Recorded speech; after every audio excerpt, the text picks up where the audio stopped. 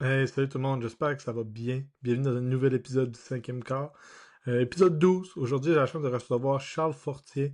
Vous allez voir, c'est vraiment un épisode qui est cool. Beaucoup de parallèles entre le monde des affaires, le monde du sport.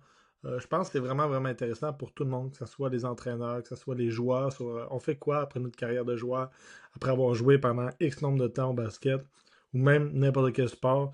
C'est un épisode qui est très différent de ce que j'ai fait qui est très très d'actualité, pas juste pour le basket, celui-là, je pense que c'est un épisode qui peut avoir de l'impact dans tous les sports, dans tous les types de carrières. Mais c'est vraiment vraiment cool. Même si c'est un entraîneur, inquiète-toi pas, tu devrais être good pour apprendre plein de trucs. Si jamais t'aimes le podcast, n'hésite pas à le commenter, à partager, à liker tout ça. Je sais aussi qu'il y a beaucoup d'entraîneurs qui le partagent dans leur programme. Hey, si c'est le cas, parle-moi-en. Je trouve ça vraiment, vraiment cool. Je trouve ça le fun d'avoir aussi vos feedbacks par rapport à tout ça. Fait que si tu me vois, viens m'en parler. Ou si tu veux juste me texter, ça va me faire plaisir. Euh, J'en profite là juste avant de commencer pour souhaiter aussi des bonnes playoffs à tout le monde. On est au début du mois de mars, là, au moment que je tourne ça. Donc profitez-en, bonnes playoffs pour tout le monde. C'est un gros mois de mars, mais c'est un mois qui est assez plaisant dans tout ça. Fait que, ayons du plaisir à compétitionner tout le monde contre, tout le monde ensemble. Je vais vous souhaiter un bon épisode. Je vais laisser Charles se présenter. Salut tout le monde. Fait que, Charles Fortier, je suis un petit gars de l'Abitibi à Amos, qui est que j'ai commencé avec le Rouge qui est à Québec. Aujourd'hui, je suis président de Planica Services Financiers, qui est une entreprise qu'on a fondée en 2008. À l'époque, on était quatre, mes trois associés puis notre coordonnatrice. Puis aujourd'hui, on est rendu 70. On est fiers de ce projet-là. Ça, c'est mon volet dans ma vie professionnelle avec maintes autres projets d'affaires aussi sur le side ici et là. Euh, puis ce qui nous amène ici aujourd'hui aussi, c'est notre lien commun, Félix, c'est le basket. Donc, je suis un joueur de basket depuis mon secondaire 1. J'ai commencé plus tard que les jeunes commencent aujourd'hui en Abitibi pour probablement mon mentor, mon plus grand mentor, Jacques Paiement, qui a été aussi mon coach avec le Rouge et Or. J'ai joué au basket pendant des années jusqu'à universitaire. Après ça, j'ai joué avec les Caps de Québec, le défunt team dans la ABA puis dans la PBL. Au travers de mon parcours, bien, j'étais allé jouer à Montmorency, qui était à ce moment-là, je suis vieux, fait que c'était pas du collégial D1, c'était du collégial 3, c'était l'équivalent, mais c'était en termes de lettres. J'ai joué juvénile D1 aussi avant ça, bien sûr, à Amos, à partir de secondaire 3. Donc, j'ai pris le défi en secondaire 3. J'avais le choix de jouer cadet ou juvénile, puis je voulais jouer juvénile, puis ça a été probablement un stade marquant dans mon évolution parce que tu t'améliores vraiment à jouer avec des plus vieux, des plus forts, etc. Donc, secondaire 3, 4, 5. Après ça, je suis allé à Montmorency. Parcours au travers l'équipe du Québec, parcours avec des équipes pays aux États-Unis entre-temps, les Brooklyn Bees, que ça s'appelait. Puis après ça, je suis rentré à l'Université Laval, revenir rejoindre coach Jack qui venait d'arriver à la barre du Rouge et Or. Euh, Puis après ça, ben, comme je disais tantôt, jouer pour les Cavs, parcours avec les équipes d'été de l'équipe canadienne au travers de ça. Puis maintenant, ben, ma passion ne s'arrête pas à moi comme joueur. Je redonne. J'ai une petite fille, mon petit cœur Maëva joue à l'ASL, à l'Académie Saint-Louis. Puis ben, je la coach. J'aime coacher. Mais c'est sûr que je suis ma fille, je suis pas je suis ma fille avec ses niveaux parce que tant qu'elle est dans le gym puis de l'accompagner dans les pratiques puis elle a tous les matchs d'avoir joué, ben je m'implique. Puis j'essaie de redonner à un sport qui m'a amené beaucoup plus que juste à être en forme en santé. Au contraire, ça m'a gagné plus que aujourd'hui qui m'a amené à être en forme. C'est quand même c'est ma passion le basket puis aujourd'hui je veux redonner aux plus jeunes. Tu as fait quand même le tour très vite fait de ton parcours. J'aimerais ça qu'on se concentre tranquillement dessus parce qu'il y a quelques faits quand même marquants, notamment déjà ton commencement à Amos. Dis vite comme ça, puis si tu sais pas le parcours d'Amos, tu fais comme ah ok ouais c'est une petite région, ça doit pas être si fort que ça en basket, mais c'est un petit peu à l'âge d'or d'Amos là. Pourquoi c'était aussi T'as fort? raison. Ben, première des choses, comme dans tout bon programme que tu sais qu'on regarde des Maristes, qu'on regarde SSF, qu'on regarde l'ASL, qu'on regarde là, je parle de ce qu'on voit dans notre région, là. Les bons programmes ne sont jamais dirigés par quelqu'un qui est pas compétent, qui n'a pas une vision, qui est pas un bon directeur général ou un bon leader du bateau. Ben, moi, si on avait Jack Paiement, qui, pour moi, est un des plus grands coachs, ben, pour moi, c'est le plus grand coach qu'on a eu. Puis Jack, ben, il était au secondaire parce que c'est un enseignant là-bas. Puis, ben, il fut une époque que là, je sais pas si je connais pas, mais fut une époque où que le programme juvénile qui avait le plus de championnats provinciaux en province, c'était le Kodiak d'Amos, qui est une petite ville, comme tu dis, de 15 000 habitants. Puis on allait chercher une fois ou deux des joueurs à l'extérieur, mais pas tant que ça. Mais c'était souvent des coachs d'extérieur qui disaient Hey, coach Jack, on a un beau potentiel, mais il est à Rivière-du-Loup. On aimerait peut-être ça qu'il vienne jouer chez vous. Puis, au fil des années, il y avait quelques joueurs comme ça. Dans mon année, on en avait deux qui venaient de l'extérieur, qui ont été des excellents joueurs.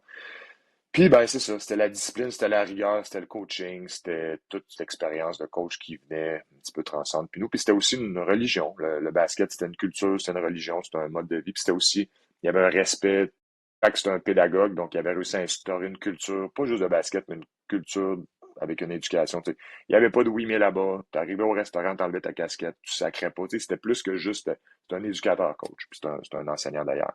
Fait que, avec tout ça, au fil des années, on a su avoir un super beau programme. Puis d'ailleurs, moi, ma dernière année, euh, on a gagné le championnat provincial scolaire.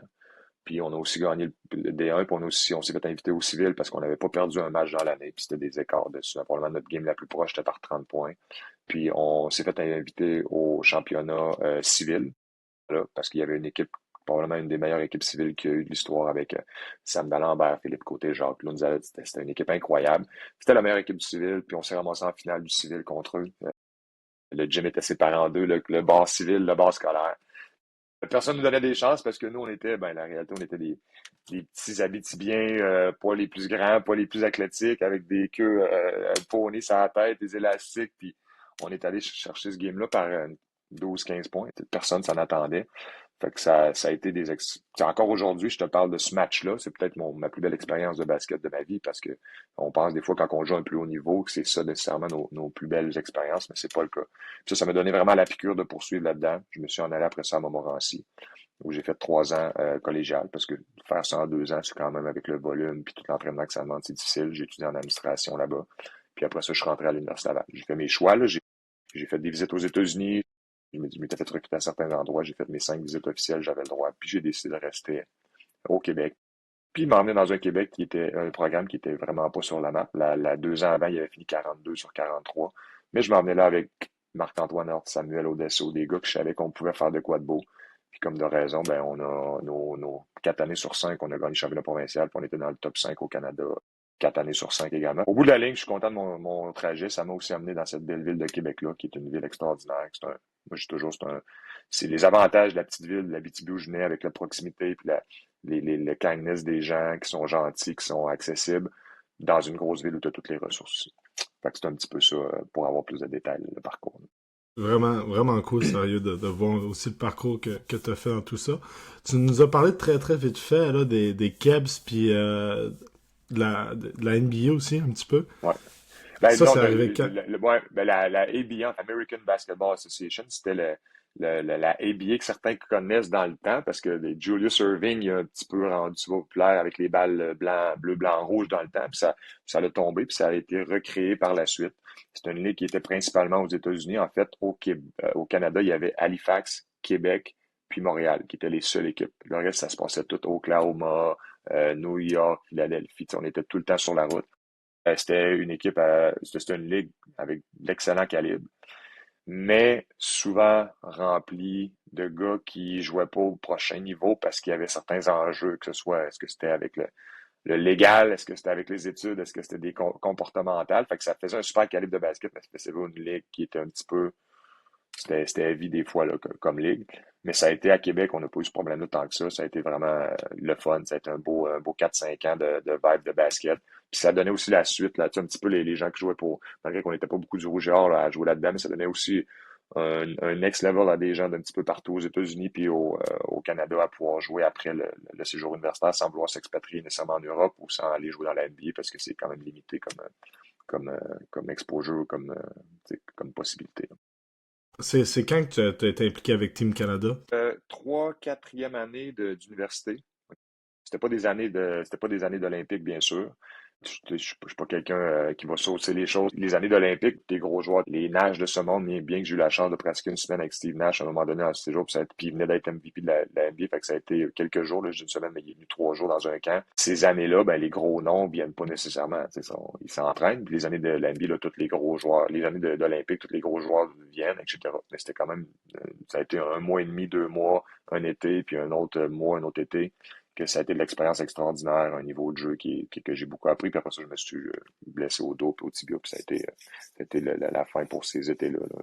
Je prenais plus du repos, puis j'ai réhabilité que d'autres choses. OK. Puis ça, c'était vers la fin de ton parcours ou c'était entre le collégial Ça, et c'était, universitaire? non, ça, c'était vraiment universitaire, là, troisième année universitaire. Exact. OK. Ouais. Puis, puis là, quand tu termines ta carrière de joueur, est-ce que tu commences à coacher tout de suite? Je pense que tu arrêtes, t'as tes enfants. Commence à coacher tout de suite, puis tu sais, à un vraiment plus bas niveau, là, tu sais, des fois, on voit, là, parce que c'est médiatisé, on voit les joueurs professionnels, quand ils arrêtent, il y en a qui font des dépressions, il y en a qui, tu sais, ça va pas, ben, j'ai fait aucune dépression, mais j'avais vraiment un manque dans ma vie. C'est pas le manque tant que ça. Tu sais, je continue à jouer au basket. On faisait des 3 contre 3. On est allé au championnat du monde de basket avec Sam Modesto, un de mes bons amis, puis Corinne, un autre ami. Il me manquait le volet compétition. Tu sais, c'est ça qui me manquait. Puis le volet équipe. Ce volet-là, tu te ramasses du jour au lendemain, t'es as plus tes teammates, t'es as plus. Fait que ça me manquait. Fait que je me suis réimpliqué tout de suite avec Coach Jacques, justement, à Laval. Je suis allé coacher. Je partais mon entreprise de l'autre bord, puis je pouvais pas être impliqué comme je voulais y aller. Puis tu le sais, là, puis les gens qui coachent le savent quand tu es semi-impliqué dans le coaching, tu perds vite le fil, tu manques de pratique, puis tu as manqué un set play ou une nouvelle affaire qu'on vient d'intégrer, etc. Fait que j'ai fait ça un an, puis après ça, j'ai dû arrêter parce que ma business, ça faisait ça, puis je voulais juste me concentrer. Et là, après ça, ben, j'ai continué à donner des conférences. Ça me faisait du bien. Je me promenais, puis j'allais donner des séminaires, des conférences. Puis après ça, ben, j'ai eu ma petite cocotte. Puis depuis qu'elle a 6-7 ans, ben, elle joue au basket. Puis partout où je peux m'impliquer, je m'implique avec. Puis, t'as assez vite parlé de ton entreprise, là, puis ça Ouais. fait bien. Euh, est-ce que là-dedans, t'as commencé à retrouver un petit peu ce qui te manquait, là, l'aspect compétitif, l'aspect de travail d'équipe? Travail d'équipe, oui, assurément. Plus on est petit, tu sais, au début, moi, tu sais, on était quatre, mais moi, j'avais ma business, mes clients, puis j'avais une coordonnatrice, j'avais une adjointe. Fait que là, c'était quand même plus du one-on-one. Mais je te dirais, dans les dernières années, puis ça fait peut-être 10 ans que là, je retrouve ce que je voyais au basket. Autant le positif, cette énergie qui est amenée là, la fierté de voir des gens performer, la fierté d'aider les gens aussi, parce que moi, je pense que, tu sais, on va en parler tantôt, la passion, tout ça. Moi, je suis pas un passionné nécessairement de finance. J'aime les finances, mais c'est pas ça qui me passionne dans la vie. Puis jouer au basket, c'est ma passion, le sport. Mais coach aujourd'hui, je coach pas le basket parce que c'est ma passion. Je coach le basket parce que je peux le montrer, mais je coach surtout le basket parce que j'aide, je peux donner, tu comprends? C'est ça, c'est la relation humaine qui me fait triper là-dedans. Tu me donnais toutes les skills que je joue au basket, puis tu dis, va coacher du volley, mais je suis aussi connaissant, je pourrais coacher du volley, je pourrais coacher du water polo, mais là, c'est juste que j'ai pas les skills pour ça.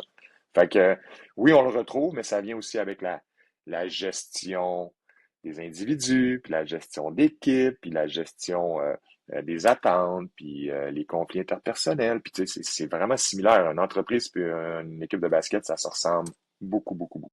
OK, puis comment justement ton parcours de basket t'a aidé à gérer ces problèmes-là, à gérer des conflits? Je pense que on en arrive rapidement là, à être capable d'un petit peu gérer l'humain. Quand tu gères l'humain, tu viens de régler bien des problèmes.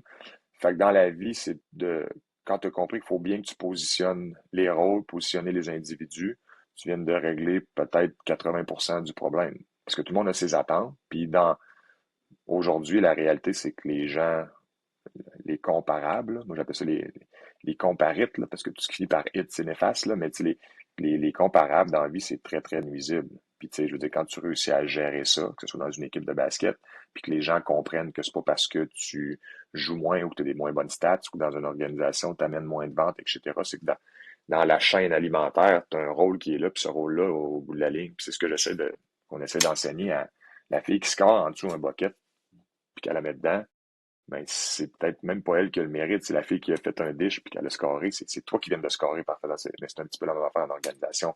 Comprends ce que ton rôle amène au bout de la ligne, même si c'est pas toi qui fais la vente ou qui close le gros deal. C'est un petit peu ça.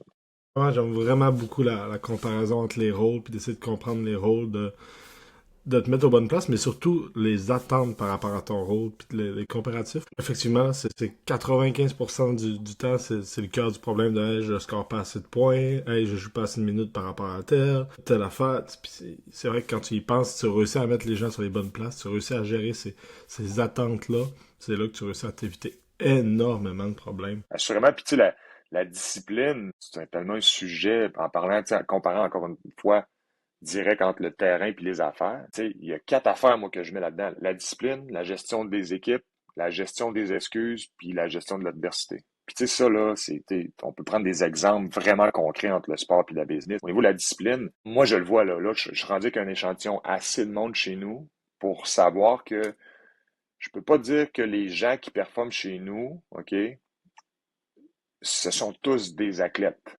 Je peux pas dire ça, tu sais, j'ai des gens qui performent qui n'ont pas des athlètes, mais je peux dire que les gens qui ont un passé d'athlète, ou les gens qui aujourd'hui, parce qu'il y en a qui n'ont pas nécessairement un passé d'athlète, mais aujourd'hui, je pense à un de mes associés, puis à une autre de mes associés qui il s'entraîne tous les jours, il fait des marathons, elle va au yoga, fitness, etc. C'est une discipline d'affaires. Ces gens-là, eux, ils performent. Donc, tous les athlètes ne sont pas des performants, tous les performants ne sont pas des athlètes, mais ceux qui sont des athlètes, souvent, wow, la performance est souvent là, puis je suis obligé de te dire que c'est quasiment unanime. C'est pour ça que quand j'engage quelqu'un, c'est beau, il faut une formation de base pour être en finance. Il faut que tu aies ton titre, il faut que tu ailles étudier là-dedans. Mais je passe très peu de temps quand j'ai vu le titre qui est là. Je veux savoir c'était quoi tes implications. Oh, tabarouette, OK, elle a fait du sport. Oh, t'as joué dans le rouge et or, tu vois, en athlétisme ou en n'importe quoi. Hey, ça me parle. Parce que je suis pas mal sûr que je mise sur le bon cheval quand je fais ça. C'est Fait que, vraiment... ouais. Puis, tu sais, après ça, regarde-le au niveau du sport, Félix, que ce soit les grands, là, je te parle pas des gens je parle pas de James Harden, là, je te parle de Jordan, Kobe, Tom Brady, Crosby. Ces gens-là, ils ont un talent, c'est sûr. Mais le travail, la discipline prime au-dessus de n'importe quel talent. C'est tous des gens, les meilleurs au monde dans leur discipline, que ce soit un entrepreneur, un coach, un athlète, il va toujours avoir une portion de travail qui est énorme, énorme, énorme, énorme, énorme. Fait que ça, tu sais, on le voit dans tous les volets. Exact. Puis quand tu commences un petit peu ton entreprise, comment tu te dis ok c'est ça que je veux faire là, c'est me starter une entreprise. Comment tu réussis à bâtir ça autour de ta passion qui est de qui est de travail d'équipe, qui est de qui En fait, deux affaires. Je n'ai pas parti. C'est différent un petit peu en affaires que dans le sport là-dessus, mais ça demeure quand même que aujourd'hui, comme je te disais, je coach le basket parce que bon, souvent on coach dans ce qu'on est bon, ok? Mais après coup, aujourd'hui, si tu me demandes qu'est-ce que t'aimes dans le basket, je vais pas te dire que c'est de coacher le basket, je vais pas te dire que c'est encore mon amour pour le ballon orange. J'ai beau aimer jouer au basket, c'est pas ça qui m'amène. C'est pas le fait que je coach un sport que je connais. C'est le fait que j'aide. C'est le fait que je vois des petites filles que j'espère que je vais façonner un petit bout de leur vie. Tu sais, au secondaire, on a tout un prof qui nous a marqué. Puis dans ce cours-là, ben souvent, on avait des bonnes notes. Tu sais, on avait des bonnes notes, mais c'est pas le temps. La note qui est importante, c'est le chemin. Pourquoi on avait des bonnes notes? Parce que le coach, cet enseignant-là, il nous a challengés, il nous motivait, il était drôle, il était à l'écoute, etc. Puis après ça, je peux avoir un cours que le prof il était plate, puis j'ai le même 95. Mais le chemin, puis comment ça va t'avoir marqué puis façonné ton histoire est tellement différente entre les deux, même si le résultat il est le même. En affaires, j'ai étudié en finance, mais j'aime les finances, j'adore, c'est ce que je fais, mais je ne suis pas passionné des affaires. J'aurais pu avoir une business de clous, qui peut pas être plus plate que ça comme produit final, mais si j'avais géré des employés, puis du marketing, puis du développement, puis des relations d'affaires, ben c'est ça, moi, qui vient me parler. Fait que moi, dans le fond, dans la vie, ce que j'aime, c'est l'être humain. C'est les relations. Fait que ce soit en affaires, à part que je sois dans une compagnie informatique derrière mon ordi, un programmeur, puis que je traite avec l'intelligence artificielle qui va être de plus en plus une réalité, ben j'aurais pas été heureux. Mais dès qu'il y a de l'humain impliqué, j'adore ça, puis je trouve le moyen de trouver mon compte. t'en as parlé un petit peu là, un petit peu un changement de pivot, mais Ouais. t'as bon ben t'as toujours été impliqué avec des gars quand t'étais joueur, t'as toujours mais maintenant avec ta petite fille, comment ça a-tu été difficile? Qu'est-ce que t'as remarqué de différent entre vivre juste avec des gars puis toujours être dans des équipes avec des gars puis Ouais, c'est le très chiffre avec différent. les filles? C'est très différent. Je t'aurais répondu à cette question-là différemment là, quand j'ai commencé et que j'avais moins d'expérience. J'aurais peut-être plus été stéréotypé en disant les filles, c'est plus émotif, etc. Les gars, mais au bout de la ligne, ça se ressemble vraiment. Le chichi, tu vas en avoir des deux bords. Tu as à gérer les attentes, tu as à gérer les déceptions. Mais encore une fois, j'adore coacher les petites filles, puis aujourd'hui, c'est ce que je fais depuis 5 ans, puis je te dirais aux 6 ans, puis je coacherai pas d'autre chose. Mais demain, c'est comme quand on a des enfants, puis que là, on a 3 gars, puis on dit, hey, moi, mon quatrième, j'aimerais ça avoir un gars. Mais le jour où t'as ta petite princesse, t'es comme, c'est la plus belle affaire au monde aussi. Fait que, tu sais, c'est la même affaire. Je pense que tu me donnerais des gars, des filles, je trouverais les défis d'une part, d'autre. Et quand tu as un petit peu d'historique, tu réussis par implanter un petit peu ta culture. Puis après ça, ben ça, tu sais, ça va de soi. Fait que mais j'aime beaucoup ce volet-là. Puis je trouve en tout cas la gang de petits filles qu'on a est exceptionnelle. Puis tu sais, qui embarquent, qui croient. Fait que j'ai de la misère à te dire aujourd'hui, je vois vraiment une différence. Là. Puis là, t'es à l'Académie Saint-Louis en cadet, c'est ça? Non, là, ma va être en secondaire 3, mais elle joue Ah, juvénile. c'est vrai. Elle joue juvénile D1. On a une équipe très jeune, là, juvénile D1. On a 4 secondaires 3, 5 secondaires, 6 secondaires 4, puis une secondaire 5 seulement. On est jeune, mais c'est sûr que je vais probablement les 3 prochaines années coacher dans le juvénile D1. OK. Puis là, t'es coach en chef ou t'es assistant? Non, je suis assistant avec Yannick Dufault, mais c'est l'autre affaire aussi. J'adore ce que je fais, comme quand j'ai coaché Colis Lebel, parce que les gars connaissent aussi mon expérience. Fait que, tu sais, c'est un titre, là, être coach, là. C'est comme dans une organisation. Moi aussi, président, j'ai jamais utilisé ça de ma vie, là. Tu sais, c'est le titre, mais t'es pas plus important à cause que t'es président, puis t'as du monde en dessous qui sont plus importants à un certain niveau. Fait que Yannick, qui me laisse de la corde, j'ai vraiment du plaisir à coacher avec, puis Alex aussi, qui est l'autre assistant coach. Fait que c'est, je m'en fous de pas être coach. Tant que je sens que je peux amener quelque chose, c'est vraiment le fun. Ouais. Puis comment tu réussis à transmettre ton expérience à... Ben, ça l'aide un petit peu d'avoir ce background-là. Puis, tu sais, on devient vite un has-been, mais tu sais, quand tu restes tout le temps impliqué, puis, tu sais, fait que je pense que quand j'amène mon point de vue ou que je coach les filles, ben, il y a un certain respect qui est réciproque, puis à cause de peut-être bon, mon parcours, puis ce que j'ai fait au niveau du basket. Mais mon objectif, c'est de leur ramener certains éléments de culture parce que la génération est complètement différente. Hein. Tu sais, c'est rendu. Il faut tellement être l'adaptabilité est tellement importante. Puis les générations, là, moi, quand j'étais jeune, je connaissais juste les boomers. C'est la seule affaire que j'entendais, les boomers. Aujourd'hui, là, il y a les X, les Y, les Z, les milléniaux. Là, on est rendu depuis quelques années les alpha. Puis là, depuis 2005, il y a la génération bêta. Fait que, tu sais, comme coach, puis c'est facile aussi de se dire ah, la génération d'aujourd'hui, c'est tough. OK? Ah, les maudits réseaux sociaux. Je te dis pas que je le pense pas. Mais à un moment donné, quand tu te mets à penser à ça, je me ramène au fait que dans mon entreprise, on a une très jeune entreprise, j'ai 46 ans, puis on est peut-être 5% en haut de 45 ans. Dans mon équipe de basket, puis le reste, c'est probablement 60% de mon entreprise, que c'est 25-35, puis peut-être un 15-20-25. Dans mon équipe, on est deux coachs de 35, un de 46 mois, 13 filles de 15-16 ans. Fait qu'est-ce que c'est eux autres qui doivent s'adapter à ma génération où j'étais un bourreau de travail, puis c'est de même ça marchait, puis là, où c'est plus facile pour moi de dire, ben, je vais ajuster mon enseignement, je vais essayer de continuer à semer des graines au niveau de mes valeurs, puis je lâcherai pas la rigueur, puis je lâcherai pas la discipline, puis les habitudes de vie, puisque c'est ce que je crois, mais je peux plus l'amener comme moi je l'ai fait, ça passera pas. T'as beau être le meilleur joueur qu'il y a eu, t'as beau être le plus grand ci, plus grand ça passera pas avec cette génération-là. Fait que si tu veux pas qu'il y ait un clash dans ton enseignement, il faut que tu prennes tes valeurs, tu essaies de les enseigner, mais en modifiant les méthodes d'enseignement. Puis ça, c'est pareil en entreprise, parce que des fois, je suis comme, ah, c'est pas facile, les jeunes aujourd'hui, ils n'ont pas travaillé, mais c'est pas vrai, ils travaillent différemment.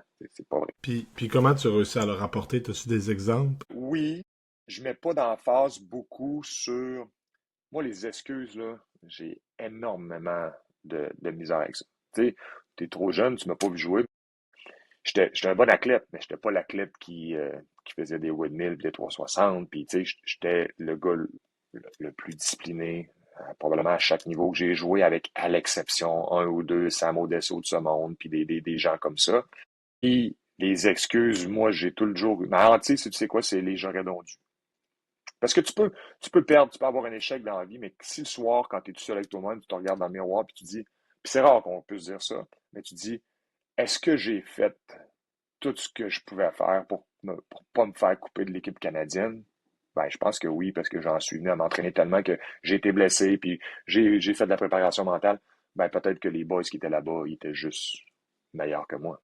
Tu t'en vas chez vous avec ton sac, avec ta gros ton sac, ta tristesse, ta déception, mais t'es quand même ça met un peu un baume sur les plaies, tu sais. Fait que c'est la réalité. Fait que moi, les excuses, j'ai énormément de misère avec ça.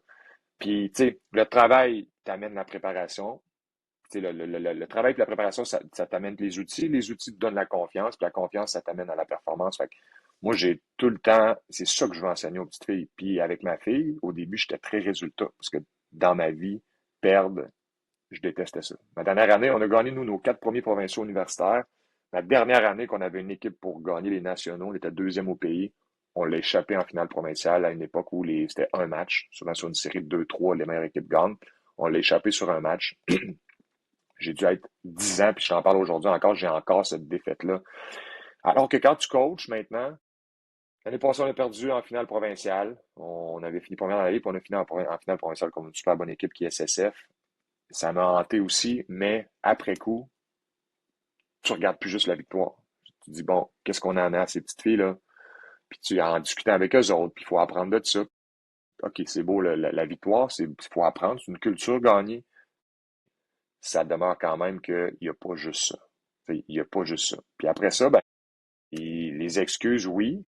Puis comment tu gères l'adversité. Ça, c'est l'autre affaire aussi que j'ai beaucoup de misère, mais ça vient avec les excuses. Tu sais, comme coach, là, je sais pas si tu remarques ça, mais les coachs aujourd'hui, les jeunes coachs, on a souvent tendance à tout changer. On arrive un mois avant le provincial, puis là, ça marche pas parce que ça fait 2 games qu'on a scoré 63 points.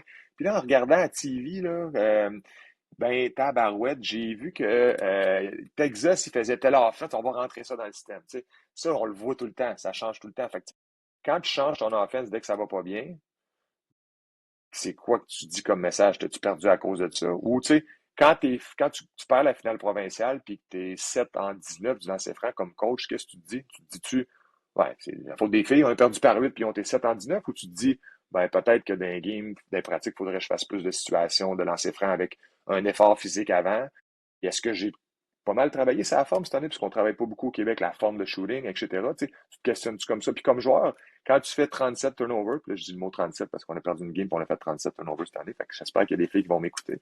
Est-ce que comme fille, tu te dis, ouais, je vais aller à 7h et à 8h le matin avec Steve Joseph travailler parce que mon ball handling, il était. Ou tu te dis, les coachs, il n'y a pas bien un bon press break, on ne travaille pas souvent, c'est pour ça qu'on a perdu. Puis comme entrepreneur, quand ça va pas bien ou comme employé, tu changes de job, tu changes ton modèle d'affaires, tu te dis, ouais, le COVID est pitché, ou tu innoves, tu vas prendre un angle différent, tu vas nipper ton marketing, tu vas penser à des nouveaux créneaux. C'est tout le temps ça un petit peu, comment tu gères l'adversité.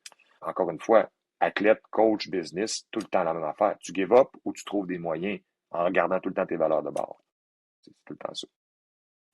J'aime vraiment ça, entendre ça, puis surtout, personnellement, moi, j'adhère beaucoup à ça, mais euh, la seule chose, c'est que t'as parlé de form shooting. Tu trouves qu'on l'enseigne pas beaucoup ou qu'on l'enseigne pas bien? Pas, Je pas suis bien. intrigué de t'entendre.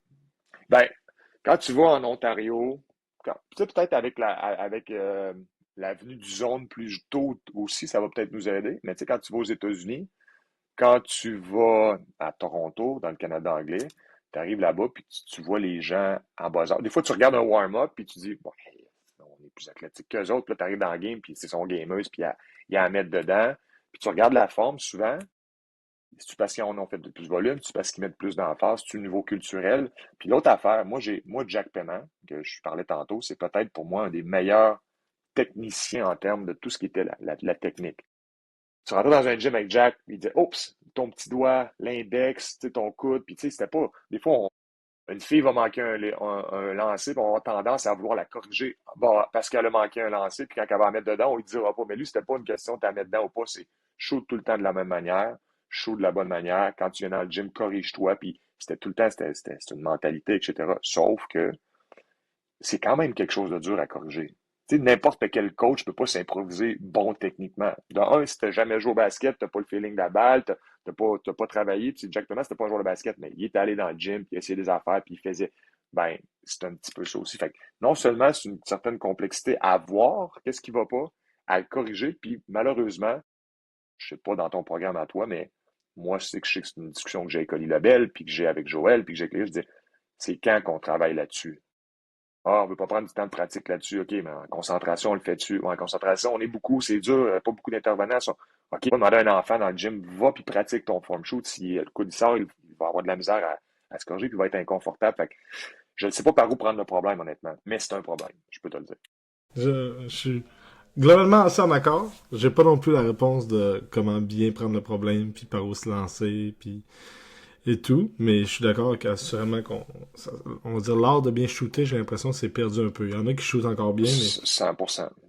100%. Puis l'autre affaire aussi, Félix, pour finir avec ça, c'est que ça demande quand même, l'athlète est impliqué là-dedans, là. Parce que moi, j'ai jamais été le pro de dire, quand je vais dans le gym, je vais demander à mon coach qui vient avec moi. Oui, je faisais beaucoup de shooting avec Jack, mais entre la shooting du lundi puis celui de l'autre lundi, j'en ai fait 8 fois du shooting par moi-même. Aujourd'hui, il y a beaucoup de jeunes qui vont dans le gym.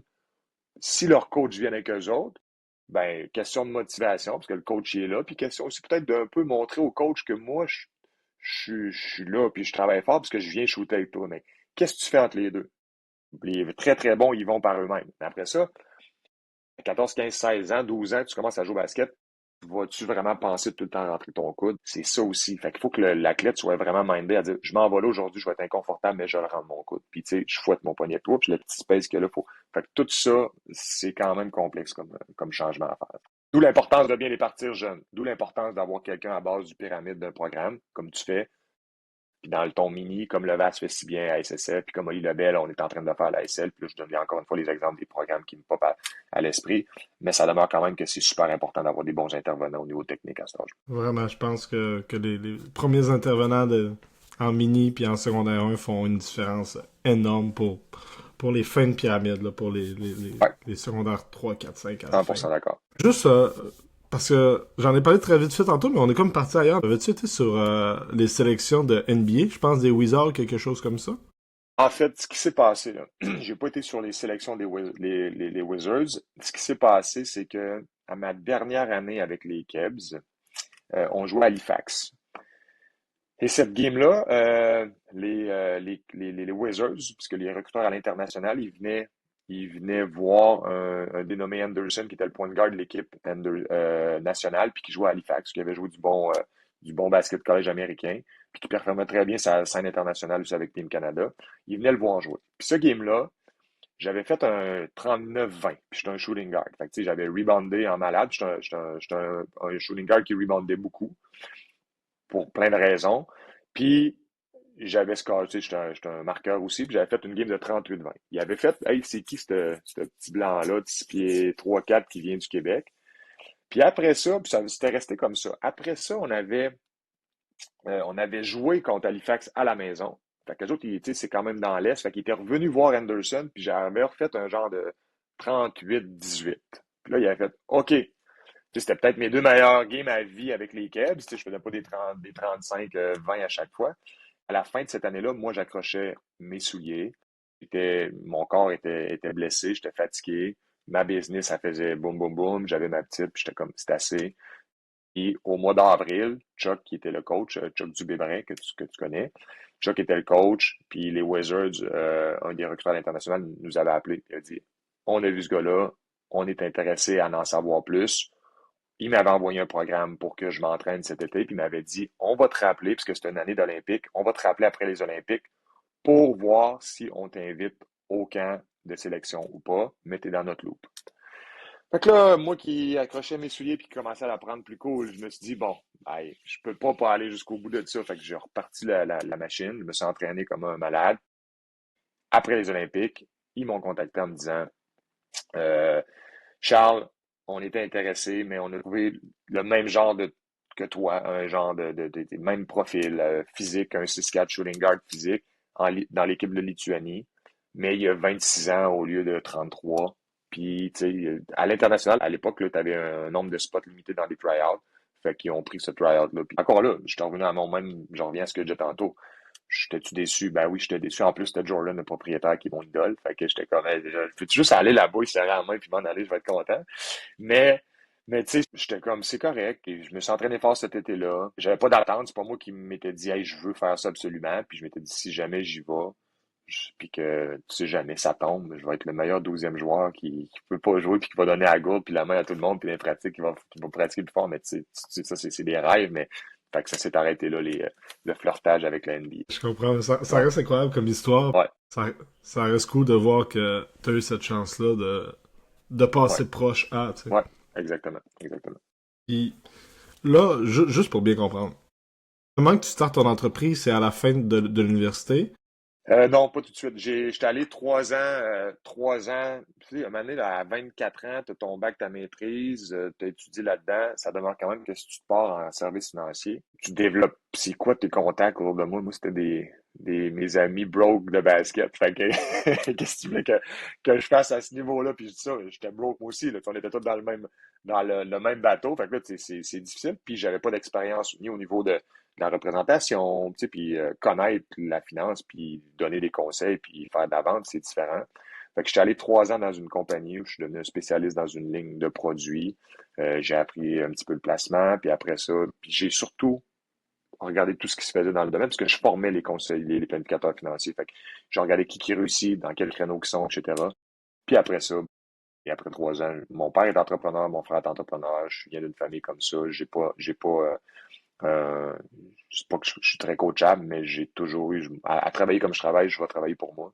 Je vais pas donner toutes ces heures-là puis tous les efforts à quelqu'un d'autre, je le fais pour moi. Puis je savais où je faire ça, fait que je me suis parti 3 ans après avoir terminé l'université. Je jouais dans les Kebs, j'ai fait 2 autres années avec les Kebs, puis après ça, j'ai arrêté parce que j'ai eu ma petite cocotte, puis l'entreprise prenait de plus en plus de place. Puis ça me permet d'en venir à comment tu réussis, puis même comment tu as réussi à gérer tout ça avec le peu de temps qu'on a dans une journée, le peu de temps qu'on a dans une semaine. Ouais, je vais te répondre à ta question de manière pas fière, puis ça, ma blonde elle me le dit souvent. Je, je suis quelqu'un qui dort pas beaucoup. Des nuits de 2 à 5 6 c'est ma réalité. Souvent, puis c'est pas 2 à 6 c'est souvent 1 à 5 ou minuit. J'essaye de plus en plus, parce qu'à l'âge où je suis rendu, c'est plus normal, j'en conviens. Mais ma seule manière que j'ai trouvé de me mettre tout dans une journée, c'est de couper des heures de sommeil. Je suis pas prêt à arrêter de m'entraîner, je suis pas prêt à arrêter de coacher, je suis pas prêt à arrêter. Ben, j'ai pas le choix de travailler, je me suis mis aussi dans un cercle que là, aujourd'hui, c'est juste trop. Puis quand j'ai commencé, ça, je le valorisais beaucoup. Parce que je me disais, ouais, je travaille fort, je suis un entrepreneur, je travaille fort, travaille. Aujourd'hui, à 46 ans, 15 ans plus tard, je trouve ça un peu loser d'être encore à travailler comme ça. Puis ma blonde, elle me le dit. Elle dit, c'est pas gagnant, là, ce que tu fais comme journée de travail. C'est pas gagnant. Encore là, aujourd'hui, je suis un petit peu pogné. Je travaille fort pour changer cette dynamique-là, m'entourer, laisser des affaires. Je peux pas tout faire dans la vie non plus. Je peux pas aider tout le monde. Puis, tu sais, mais c'est un défi dans ma vie. C'est peut-être le temps, c'est mon plus grand défi. Fait que je t'ai pas trouvé de formule magique pour dire, ben oui, moi, je suis équilibré, là, tu sais, je dors bien tout le temps, j'ai ma petite vie fin de semaine, je suis avec ma famille, je suis tout le temps sur une pinotte d'un bord et de l'autre, tu sais. Puis ça amène bien des problématiques aussi, là, tu sais, dans la vie, là. OK. Fait que je suis honnête Ouais. avec toi, c'est le temps. Je coupe dans le temps, je coupe dans le sommeil, en fait. Je suppose aussi, en tout cas, ça la donne bien, mais t'as aussi deux, trois activités qui peuvent jumeler avec deux, trois trucs. Tu sais, le basket, bon, au moins tu passes du temps avec ta fille, tu passes du Ah, temps. assurément. Tu sais, assurément, j'aimerais vraiment donner plus de temps. Tu sais, c'est fou dans la vie parce que c'est souvent les acquis, donc les gens les plus importants qu'on coupe, sur qui on coupe. C'est une réalité, là. Tu sais, je coupe pas avec mes clients parce que mes clients, ils ont des attentes envers moi. Ben, ma blonde a des attentes envers moi aussi, mais je me dis, bon, ma blonde, tu sais, si j'ai pas le choix. Ma fille, quand t'es un papa, c'est pas quelque chose que je peux vraiment, tu sais, l'éducation, là, j'ai 18 ans à être là à 19 ans, on va être des papas toute notre vie, puis on fait de l'éducation toute notre vie, mais j'ai 18 ans qui sont vraiment importantes, puis je veux y faire vivre les expériences que j'ai vécues au basket le plus possible. Je veux être là. Fait que oui, c'est dur, mais c'est raison que ça me permet de passer des extraordinaires moments. Moi, je suis un papa séparé. J'ai une relation extraordinaire avec la maman de ma fille, sauf que la semaine que ma fille est pas là, je m'ennuie en malade. Mais là, je m'ennuie plus parce que je la vois le lundi, je la vois le mardi, je la vois le jeudi, je vais en fin de semaine au basket avec. Puis, tu sais, fait que finalement, c'est comme le meilleur des mondes. Je vois ma fille, puis quand je l'ai avec moi, ben, on est tout ensemble. Puis quand on joue au basket, ben ça coupe l'ennui un peu aussi. Vraiment cool. Tu as fait à peu près tous les postes possibles dans le parcours du basketball québécois. Même, je pense, aujourd'hui, je sais pas si c'est encore le cas aujourd'hui, mais il y a quelques années, tu étais sur le CA aussi du Rouge et Or. Ouais, j'étais président du club de basket rouge il 10 ans, j'ai arrêté l'année passée. Parce que, tu sais, quand je te parle le temps, couper, à un moment donné, c'est beau, mais j'aime mieux mettre du temps maintenant, avec ma conjointe, avec les affaires, tu sais, ma fille, dans le programme de ma fille, etc., mes beaux-enfants, que de le mettre dans le rouge et or. J'avais donné ce que j'avais donné, effectivement. Ouais. OK. Puis, c'est quoi ta vision du basketball québécois en ce moment? Ma vision du basketball québécois en ce moment, c'est que ça l'a peut-être jamais été autant en santé. Puis, je vais peut-être dire encore. C'est difficile parce que il y a quand même un exode des joueurs. Fait que, tu sais, d'évaluer un petit peu là, le calibre, juste tu sais, par rapport au calibre, mais si je regarde en termes d'intervenants, je pense, là, les gens de Montréal ne m'aimeront pas, mais je pense que c'est une grosse différence avec peut-être Québec puis Montréal, la structure de coaching. est quand même, commence à être bonne, solide. Je ne sais pas si à Montréal, les programmes travaillent avec eux. À Québec, je trouve qu'on ne travaille pas encore assez ensemble, mais je pense qu'il y a quand même de plus en plus ça. Tu sais, je te vois aller, et je regarde du monde que je connais, des amis, qu'ils collaborent quand même ensemble. Les gens, c'est des amis. Tu sais, nous autres, Levac, c'est un bon ami à nous. Puis, tu sais, puis on partage, puis on échange, etc. Fait que je pense que ça, c'est du positif. Parce que quand je regarde la qualité ou d'athlètes qu'il peut avoir dans les grandes villes comme Montréal, puis je regarde qu'est-ce qu'on fait avec puis depuis quelques années, je t'aurais dit le basket féminin à Québec, mais là, je suis obligé de te dire que le basket masculin à Québec, il va très, très bien. Depuis quelques années aussi, c'est plus juste Montréal, c'est aussi Québec qui est sur la map. On le voit avec des Brébeuf de ce monde, puis des SSF, puis des Rochebelle qui vont excessivement bien. Puis si j'en oublie, désolé à ceux que j'oublie. Mais ça demeure aussi plus à Montréal. Est-ce que les gens disent, ouais, mais à Montréal, Charles, les meilleurs joueurs s'en vont tout prep, puis ils s'en.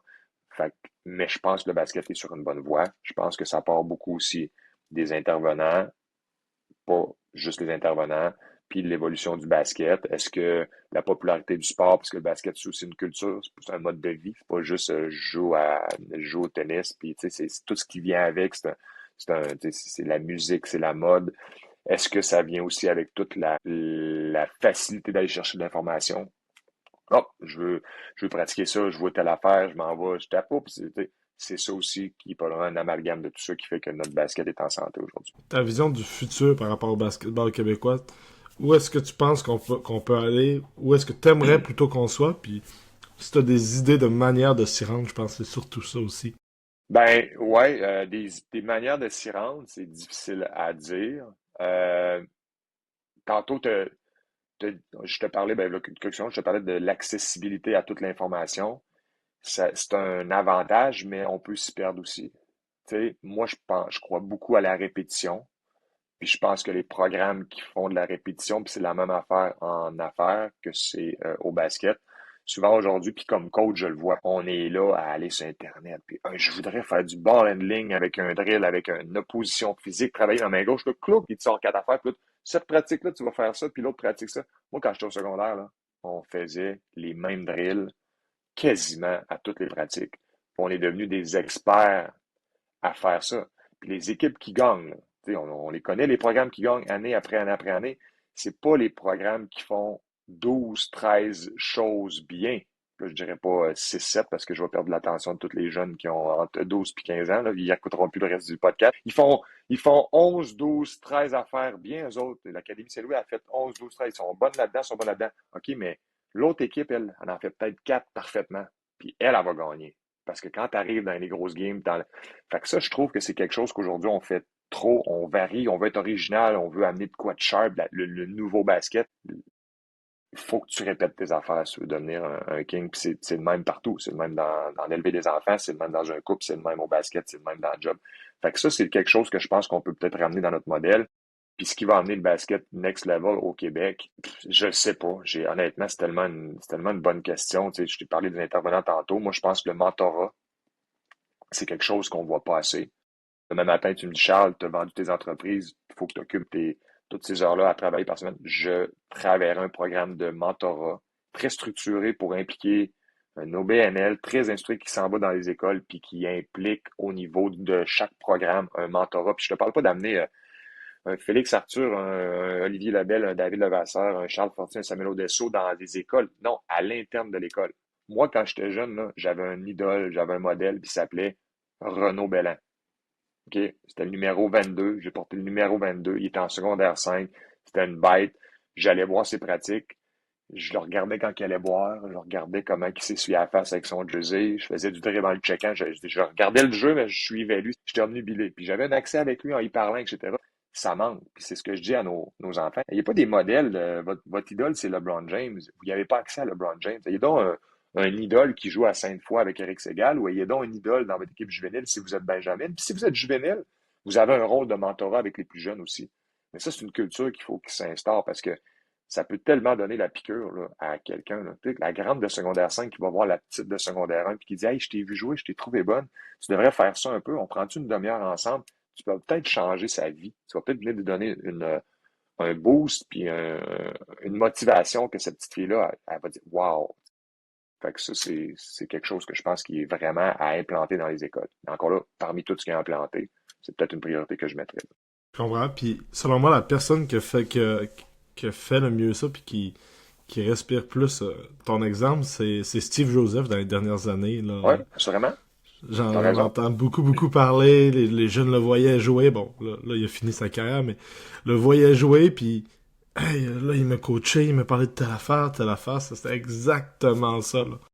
Ben, puis Steve, moi, je le connais très bien. Je l'ai aidé à partir de ses affaires. Le kid, non seulement c'est un bon kid, il a tout, là, il a fini sa carrière. Parce que si t'attends 4-5 ans, tu deviens un has-been vite hein, dans notre domaine. Tu sais, c'est ça la réalité. Les jeunes ne connaissent plus, puis après ça, tu as un peu moins de respect. Mais là, le monde, la continuité va être là. Il a une belle approche. Puis tu sais, ça demeure que Steve, de par ses performances, de par sa taille, il a quand même fait des grandes choses pour un petit bonhomme de ce gabarit-là. C'est incroyable dans un monde de géants. Mais ça, c'est une autre affaire aussi. Comme intervenant, est-ce qu'on oblige, je sais pas toi, au Maris, est-ce que tu demandes à ton monde d'aller donner des conférences? Là, c'est sûr que c'est au secondaire. Mais moi, à l'université, là, je me souviens, là, je me suis rendu à Sept-Îles, à Baie-Comeau, je me suis rendu à Chicoutimi, je suis allé en Abitibi plusieurs fois, j'allais donner des conférences, j'allais donner dans des camps de basket. Puis je me faisais payer mon gaz, puis deux, trois subways, là, je demandais pas, mais je le faisais parce que normalement, je suis déjà allé porter des cadeaux à la fête d'anniversaire d'une petite fille parce que j'étais son idole au basket.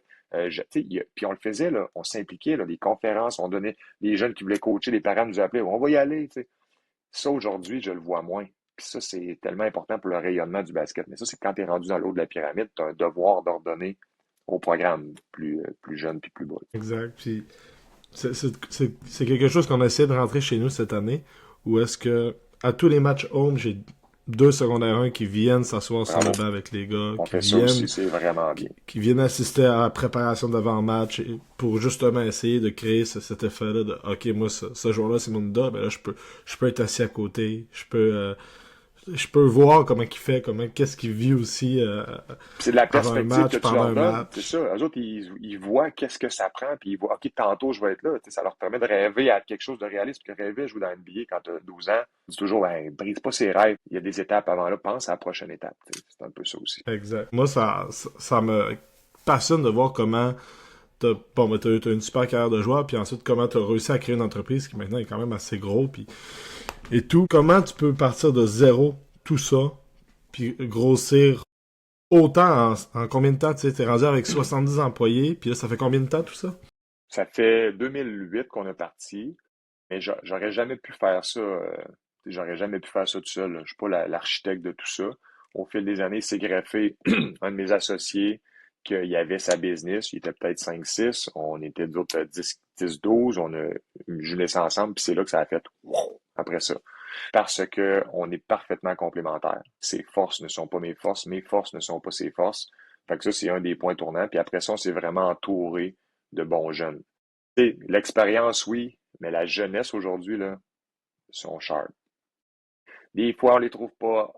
Ils travaillent différemment de nous autres, mais c'est des petites bébites avec tout ce qui est informatique.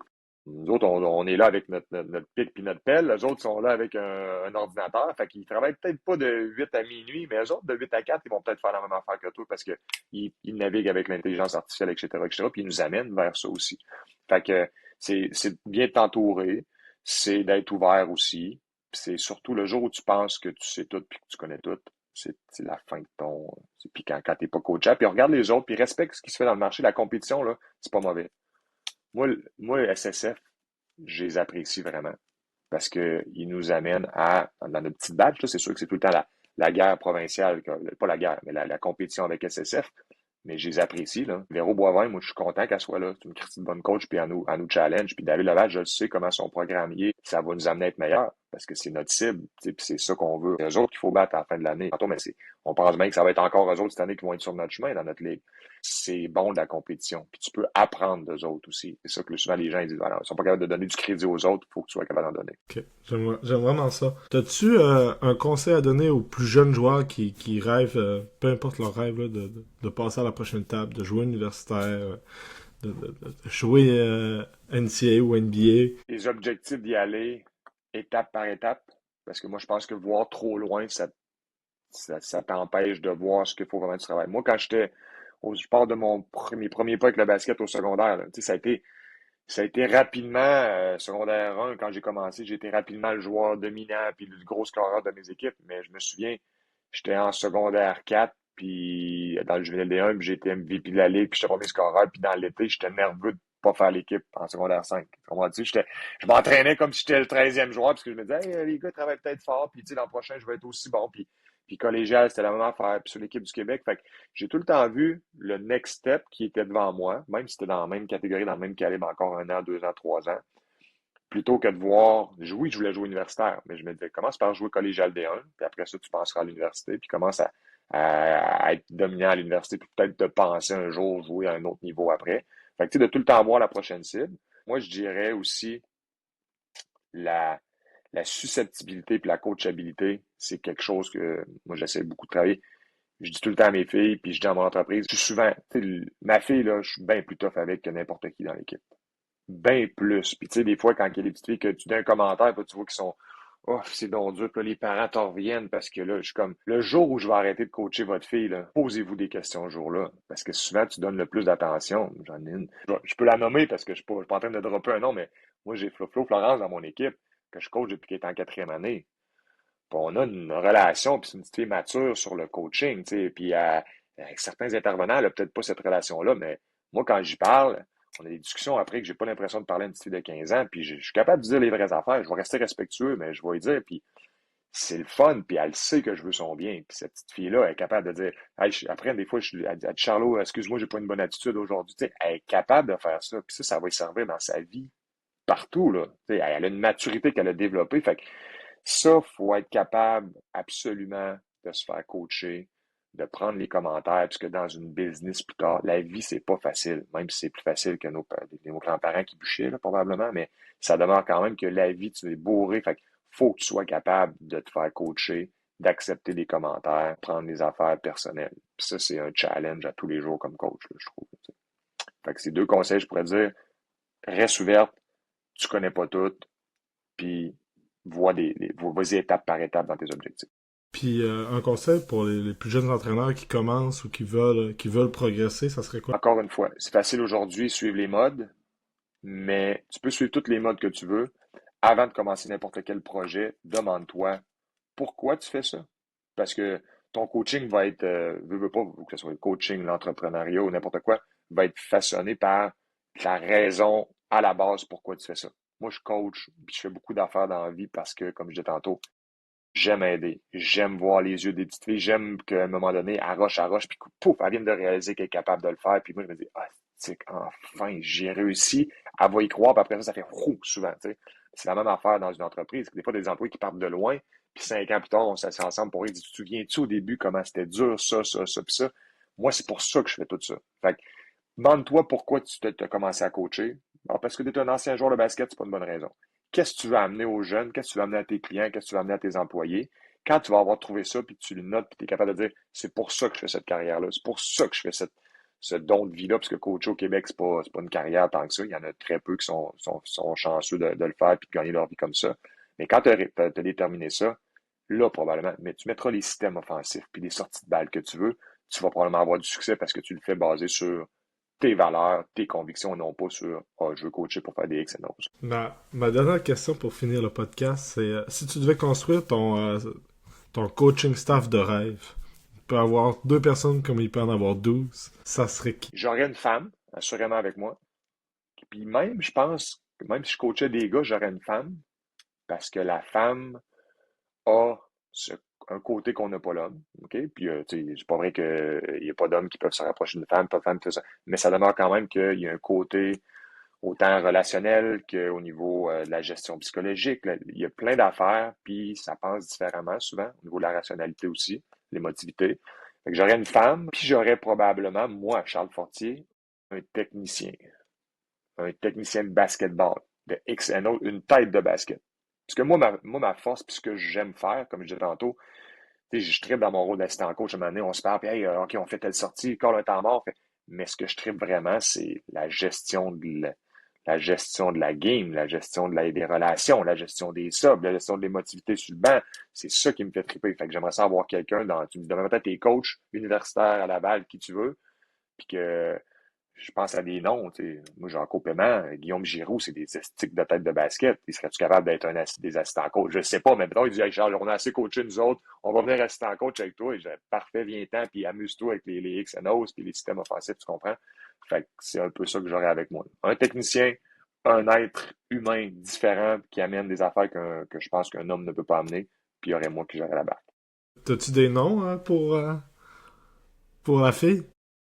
Hey, boy, des noms. Hey, sérieusement, des noms pour la fille. Non, je me suis jamais arrêté à ça, mais je pourrais facilement.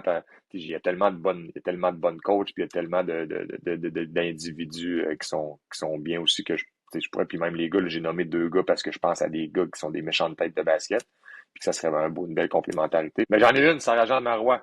Sarah-Jeanne Marois, je la prendrais demain matin. C'est pour ce côté-là, c'est une tête de basket, mais c'est un être humain que j'adore. Ça serait un genre de fille que facilement je pourrais amener avec moi sur un coaching staff. Super. Je te remercie beaucoup pour ton temps, Charles. Ça me fait plaisir, Félix. Bravo pour ce que tu fais. Merci, merci. Hey, c'est déjà la fin de l'épisode. Je remercie beaucoup Charles d'avoir été là. Mais je te remercie surtout à toi d'avoir été là jusqu'au bout. Si tu as aimé l'épisode, n'hésite pas à commenter, partager, liker. Suis-moi aussi sur mes réseaux sociaux, le 5e quart, que ce soit sur Instagram, sur TikTok, sur Facebook, où est-ce que j'essaie de poster quelques trucs, mais surtout, il y a des belles annonces qui s'en viennent qui devraient sortir sous peu sur mes réseaux sociaux. J'en profite aussi pour vous souhaiter bonne fin de saison à tout le monde. Profitons-en jusqu'au bout. Puis on se revoit bientôt dans un nouvel épisode. Salut tout le monde!